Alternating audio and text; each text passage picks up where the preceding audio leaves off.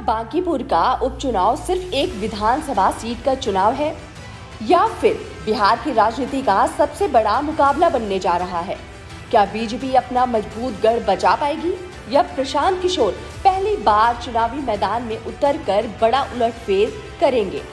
बिहार की चर्चित बांकीपुर विधानसभा सीट का उपचुनाव अब हाई प्रोफाइल मुकाबले में बदल चुका है। भारतीय जनता पार्टी ने भारतीय जनता युवा मोर्चा के प्रदेश उपाध्यक्ष अभिषेक कुमार उर्फ बंटी को उम्मीदवार बनाया है, जबकि जनसुराज के संस्थापक प्रशांत किशोर पहले ही चुनाव लड़ने का ऐलान कर चुके हैं। आरजेडी ने रेखा गुप्ता को मैदान में उतारा है, जबकि तेज प्रताप यादव की पार्टी ने वीणा मानवी को टिकट दिया है। वहीं AIMIM के भी उम्मीदवार उतारने की संभावना जताई जा रही है। देखिए, प्रशांत किशोर जी की पार्टी को तो पूर्व में भी पूरे बिहार की जनता ने धूल चटाने का काम किया और इस बार भी वो धूल ही चाटेंगे, क्योंकि उनके करनी कथनी में बहुत ही अंतर है। और खासकर बांकीपुर विधानसभा की बात करें तो बांकीपुर विधानसभा के अंदर आदरणीय राष्ट्रीय अध्यक्ष हमारे पार्टी के नितिन नवीन जी के नेतृत्व में चहुं ओर विकास के कार्य हुए हैं।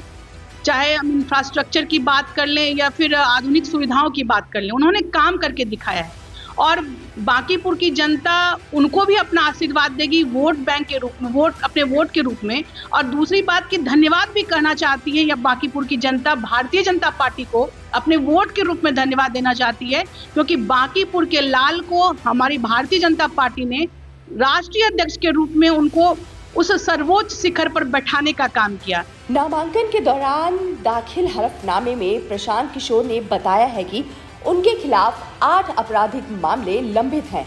हालांकि उन्होंने यह भी स्पष्ट किया है कि किसी भी मामले में अभी तक अदालत ने आरोप तय नहीं किए हैं और न ही उन्हें किसी मामले में दोषी करार दिया गया है।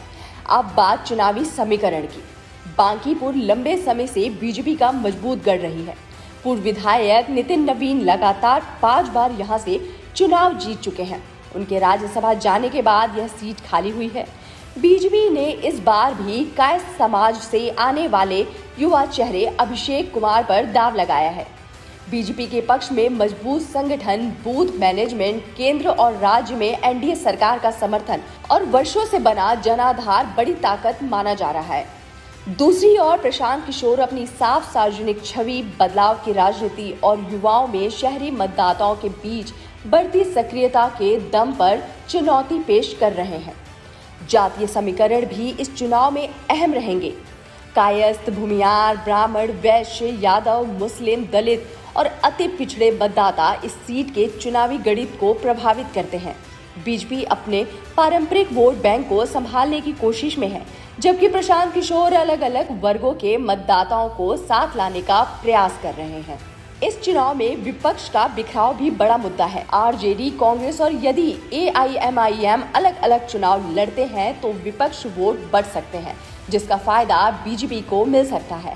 हालांकि यदि प्रशांत किशोर बीजेपी से नाराज मतदाताओं और बदलाव चाहने वाले वोटरों को एकजुट करने में सफल रहे तो मुकाबला बेहद कांटे का हो सकता है।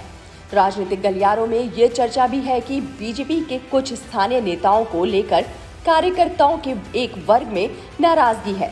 हालांकि इसका चुनावी असर कितना होगा यह नतीजे ही बताएंगे। फिलहाल राजनीतिक विश्लेषण यही कहता है कि मुकाबला मुख्य रूप से बीजेपी और प्रशांत किशोर के बीच दिखाई दे रहा है। शुरुआती बढ़त बीजेपी के पक्ष में मानी जा रही है, लेकिन यदि मतदान के दिन समीकरण बदले तो बांकीपुर का परिणाम बिहार की राजनीति को नया संदेश दे सकता है।